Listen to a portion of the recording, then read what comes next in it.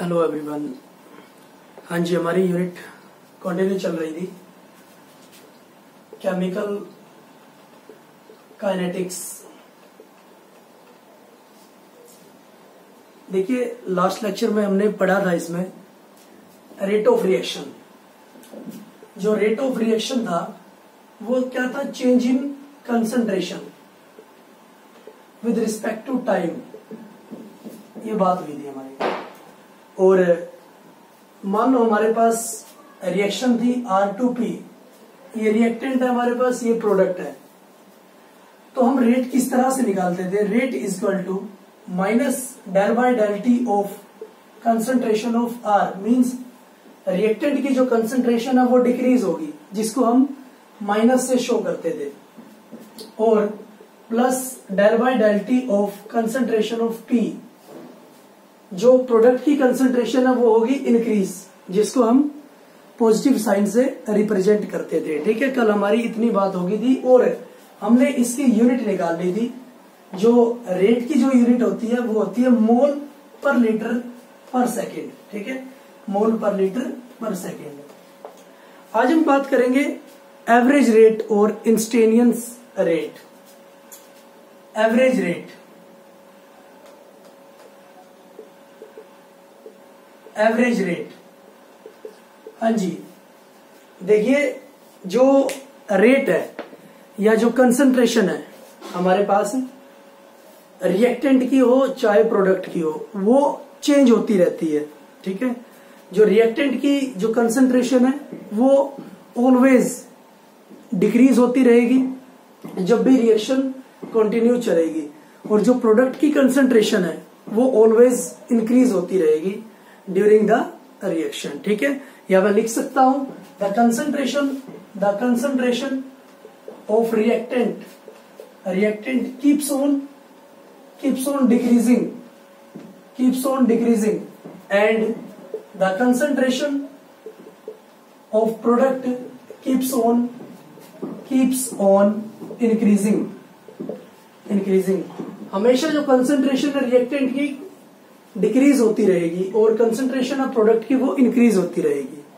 तो इसका मतलब मैं क्या निकाल सकता हूं? एवरेज निकाल सकता हूं। ठीक है, कि कितनी डिक्रीज हुई है और कितनी इंक्रीज हुई है। ठीक है, मैं एवरेज निकाल सकता हूं उसकी। ठीक है, जैसे मैं कोई व्हीकल है, मुझे कवर कर रहा हूं मैं 10 किलोमीटर। ठीक है, 10 किलोमीटर डिस्टेंस मैंने कवर किया है। ठीक है, तो मैं बता देता हूं मैं एवरेज इस स्पीड से आया हूं। ठीक है, 10 मीटर पर आवर की या 10 किलोमीटर पर आवर की स्पीड से आया हूं। ठीक है, तो मैं एवरेज रेट निकाल सकता हूं कि इस एवरेज से इसकी कंसंट्रेशन घटी है, रिएक्टेंट की कंसंट्रेशन घटी है, या फिर इस एवरेज से प्रोडक्ट की कंसंट्रेशन बढ़ी है, और उसको रिप्रेजेंट करता हूं। मान लो मेरे पास एक रिएक्टेंट है, रिएक्शन है R2P, तो एवरेज रेट को मैं रिप्रेजेंट करूंगा R एवरेज। ठीक है, R एवरेज से मैं इसको रिप्रेजेंट करूंगा, और वही नोटेशन मेरी सेम होगी, minus del by del t of concentration of reactant R।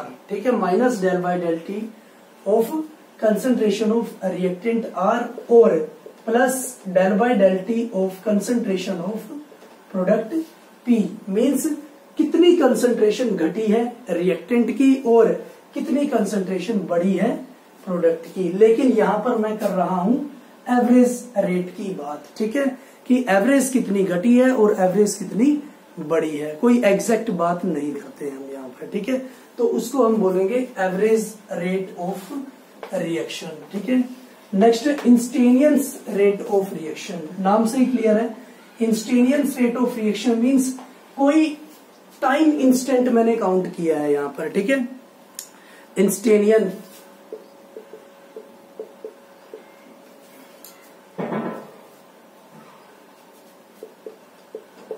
Instantaneous rate of reaction.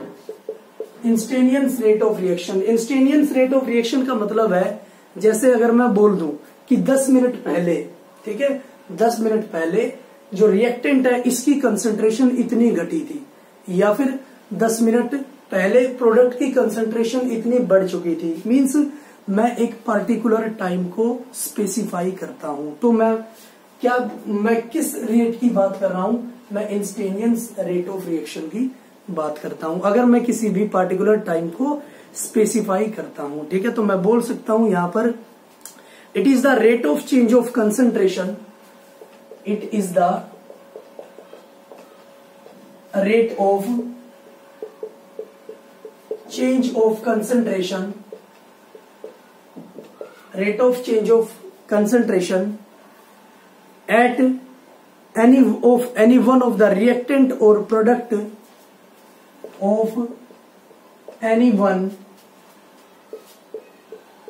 of the reactant or product at a particular instant of time, at a particular instant of time. ठीक है, उसने क्या बोल रहा है, अगर मैं particular time की बात करता हूं कि 10 मिनट पहले इसकी रेट इतनी घटी थी, रिएक्टेंट की रेट इतनी कम हुई थी, या फिर 10 मिनट पहले प्रोडक्ट की रेट इतनी ज्यादा हुई थी। ठीक है, अगर मैं पर्टिकुलर टाइम को लेके चलता हूं तो उस केस में हम इंस्टेंटेनियस रेट ऑफ रिएक्शन की बात करते हैं। ठीक है, हाँ जी, इंस्टेंटेनियस रेट ऑफ रिएक्शन को हम शो कैसे करेंगे, मान लो ये मेरे पास एक केमिकल रिएक्शन है, रिएक्टेंट टू प्रोडक्ट, तो मैं लिख सकता हूं rate of instantaneous or instantaneous, ठीक है, is equal to same minus d/dt of concentration of reactant R. ठीक है, डेल बाई डेल टी भी आप बोल सकते हो, d/dt भी आप बोल सकते हो। ठीक है, बात एक ही है, या फिर plus means increase in concentration, d/dt of concentration of P. Clear है, इस तरह से आप शो कर सकते हो इंस्टेंटेनियस रेट ऑफ रिएक्शन को, इंस्टेंटेनियस रेट ऑफ रिएक्शन को मीन्स एवरेज में कोई भी पार्टिकुलर टाइम शो नहीं करना है, और इंस्टेंटेनियस में कोई भी पार्टिकुलर टाइम स्पेसिफाई आपको करना है। ठीक है, हाँ जी, नेक्स्ट है ग्राफिकल मेथड। ग्राफिकल मेथड या ग्राफिकल हम कैसे समझा सकते हैं रेट ऑफ रिएक्शन में। ठीक है, ग्राफिकली हम कैसे बता सकते हैं रेट ऑफ रिएक्शन को, इन टर्म्स ऑफ रिएक्टेंट और इन टर्म्स ऑफ प्रोडक्ट। ठीक है, जैसे मैं बात करता हूं कंसंट्रेशन ऑफ रिएक्टेंट, अगर मैं ग्राफ शो करता हूं कंसंट्रेशन ऑफ रिएक्टेंट और टाइम के बीच, कंसंट्रेशन ऑफ रिएक्टेंट और टाइम के बीच, अब मुझे पता है जो रिएक्टेंट की कंसंट्रेशन है वो क्या होती है, घटती है, और जो प्रोडक्ट की कंसंट्रेशन होती है वो बढ़ती है। तो मैं इस तरह से ग्राफ शो कर सकता हूं। ठीक है, जो रिएक्टेंट की टाइम बढ़ता चला जाएगा और कंसंट्रेशन किसकी, रिएक्टेंट की डिक्रीज होती चली जाएगी। ठीक है, हाँ जी, अगर मैं प्रोडक्ट के केस में बात करता हूं कंसंट्रेशन ऑफ प्रोडक्ट, अगर मैं प्रोडक्ट के केस में बात करता हूं, हाँ जी, तो प्रोडक्ट की जो कंसंट्रेशन है वो होगी इंक्रीज टाइम के साथ, ड्यूरिंग द रिएक्शन प्रोडक्ट की कंसंट्रेशन इंक्रीज होती है, और इस तरह से हम ग्राफ को शो कर सकते हैं। ठीक है,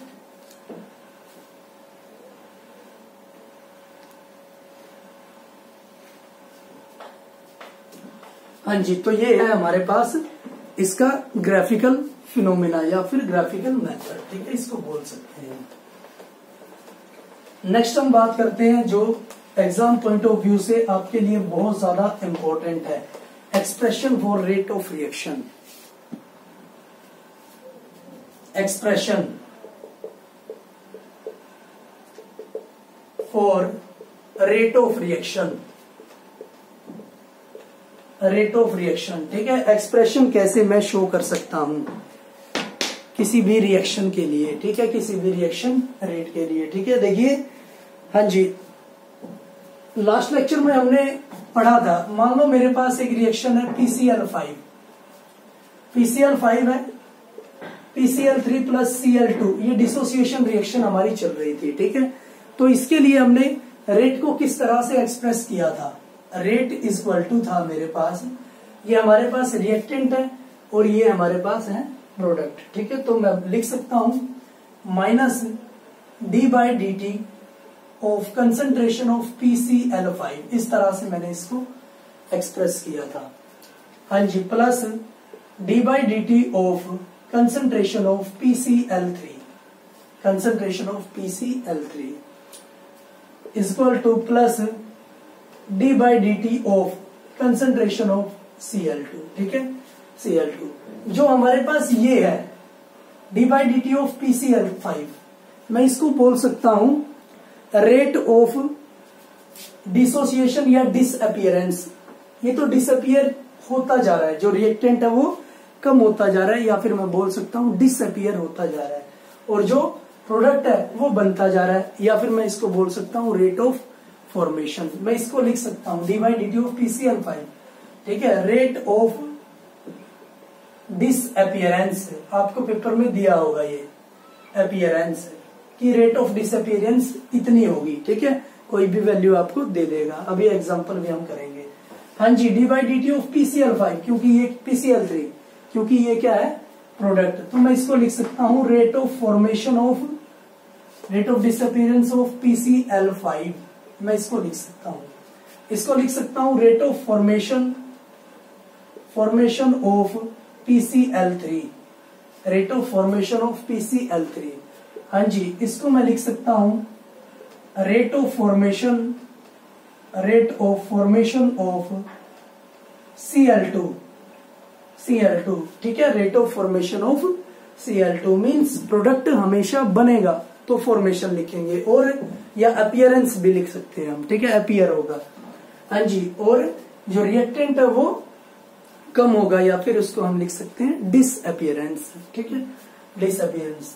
तो अगर हमारे पास ये हम रेट को हम एक्सप्रेस कर सकते हैं, ये हमारा एक्सप्रेशन है, लेकिन अगर हमारे पास आ जाते हैं स्टोक्योमेट्रिक कोफिशिएंट, यहां पर कोई भी स्टोक्योमेट्रिक कोफिशिएंट नहीं है, तो अगर मेरे पास स्टोक्योमेट्रिक कोफिशिएंट आ जाते हैं तो मैं कैसे रेट को एक्सप्रेस कर सकता हूं।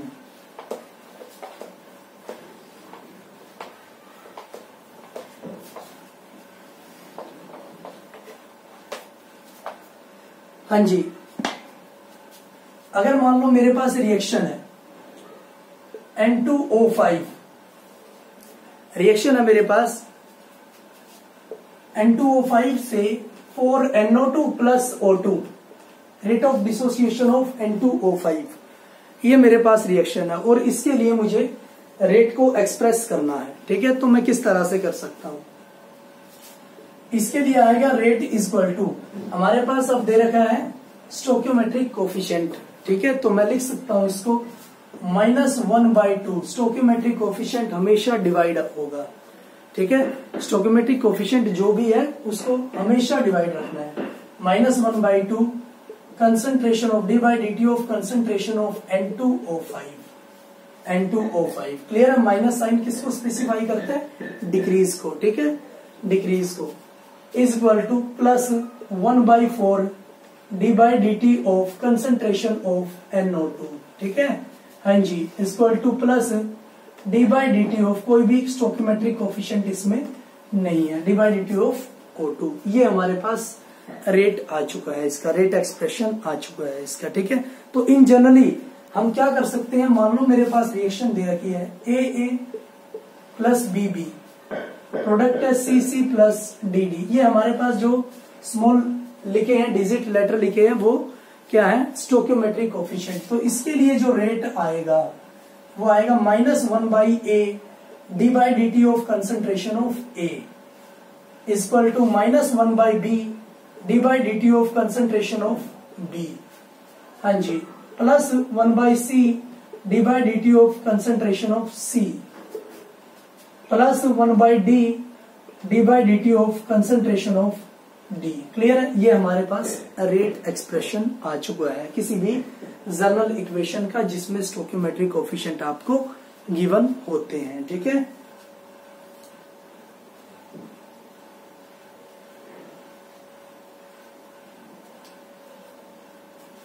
हाँ जी, एक न्यूमेरिकल हम करते हैं, किस तरह से आपको पेपर में दिया होगा।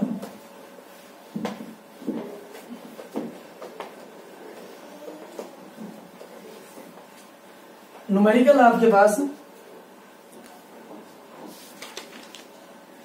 Express the rate of the following reaction in terms of different reactant and product. हाँ जी, रिएक्शन आपको दे रखा है, वो एक्सप्रेस करना है रिएक्टेंट की टर्म में भी और प्रोडक्ट की टर्म में भी, ठीक है। 4NH3 रिएक्शन दे रखा है, 4NH3 प्लस 5O2, हाँ जी, प्रोडक्ट है आपके पास 4NO प्लस 6H2O, ये रिएक्शन है आपको। तो सबसे पहले आपको क्या करना है, एक्सप्रेस करना है इसको, ठीक है, एक्सप्रेशन इसका लिखना है कि कैसे हम रेट ला इसका एक्सप्रेस कर सकते हैं, ठीक है। हाँ जी, तो सबसे पहले हाँ जी हम फर्स्ट आंसर करते हैं, रेट एक्सप्रेस कैसे करेंगे। Rate is equal to -1/4 d/dt of concentration of NH3 और -1/5 d/dt of concentration of O2 is equal to +1/4 d/dt of concentration of NO is equal to +1/6 d/dt of concentration of H2O। ये हम express कर दिया, ठीक है, इसका rate expression हमने express कर दिया है। अब वो बोला if the rate of formation of NO is 3.6 into 10⁻⁻3, हाँ जी, if the rate of formation of NO is 3.6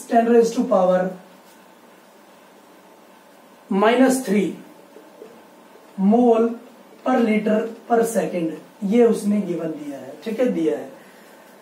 then calculate rate of disappearance of NH3 and rate of formation of H2O, ठीक है।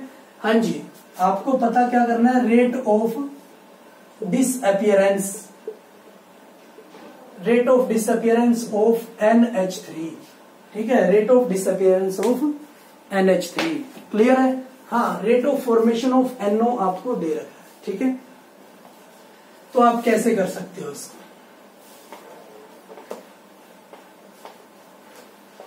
देखिए, rate of formation of NO दे रखा है, means आपको ये चीज दे रखी है, ठीक है। Rate of formation of NO दे रखा है तो आपको ये चीज दे रखी है, क्लियर। सभी जगह इक्वल साइन है, आपको निकालना है rate of disappearance of NH3। आप इस टर्म को और इस टर्म को इक्वल रख दें, -1/4 d/dt of concentration of NH3 is equal to +1/4 d/dt of concentration of N। ये चीज आपको गिवन है, ठीक है, रेट ऑफ फॉर्मेशन आपको गिवन है, वैल्यू पुट कर दो, -1/4 d/dt of concentration of NH3 equal to +1/4, इसकी जगह आ गया 3.6 10⁻⁻3, 4 से 4 कैंसिल, तो ये आ गया आपके पास -d/dt of NH3 equal to 3.6 10⁻⁻3, clear है। ये आपके पास आ गया रेट ऑफ डिसअपियरेंस, क्योंकि नेगेटिव साइन है, ठीक है, rate of disappearance of NH3, clear है। इस तरह से आप निकाल सकते हो। नेक्स्ट उसने बोला rate of formation of H2O, rate of formation of H2O, और H2O जो टर्म है उसको इक्वल रख दे इन दोनों के, ठीक है। तो मैं लिख सकता हूं +1/6 d/dt of concentration of H2O is equal to +1/4 d/dt of NO, concentration of NO। हाँ जी, वैल्यू पुट करिए, 1/6 d/dt of concentration of H2O is equal to 1/4 into 3.6 10⁻⁻3। हाँ जी, 6 को आप उधर ले जाइए, क्रॉस मल्टीप्लीकेशन, तो ये आया 6/4 इंटू 3.6 इंटू 10⁻⁻3, और ये आपके पास आंसर आ चुका है, हाँ जी, 5.4 इंटू 10⁻⁻3 मोल पर लीटर पर सेकेंड, क्लियर है। इस तरह से आपको सोल्व करना है, ठीक है, बहुत इंपॉर्टेंट है, पेपर में क्वेश्चन आ ही चुका है ये, क्लियर। तो आपको सारे के सारे जो न्यूमेरिकल है इस तरह से इसके सोल्व करने हैं रेट के। तो आज के लिए इतना ही, थैंक यू फॉर कोऑपरेशन।